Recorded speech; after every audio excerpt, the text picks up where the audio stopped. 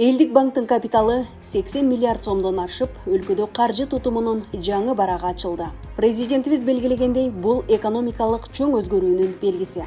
Буга чейин өлкөдө ири көлөмдөгү акчаны сиңирүү мүмкүнчүлүгү жок болчу. Мисалы, ЕАЭПке киргенде түзүлгөн Россия-Кыргыз өнүктүрүү фондуна 500 миллион доллар бөлүнгөн. Бирок биздин банктар мындай көлөмдөгү акча менен иштөөгө даяр эмес болгондуктан, анын 400 миллион доллары аргасыздан чет өлкөлүк банктарда жайгаштырылган. Маселе акчанын жоктугунда эмес, аны ички экономикага багыттай ала турган каржылык инструменттердин жетишсиздигинде эле. Бүгүн жагдай түп тамырынан өзгөрдү. Элдик банктын капиталы 80 миллиард сомдон ашты. Банк эл аралык деңгээлге чыгып, Лондон биржасында 500 миллион долларлык евро облигацияларды ийгиликтүү жайгаштырды.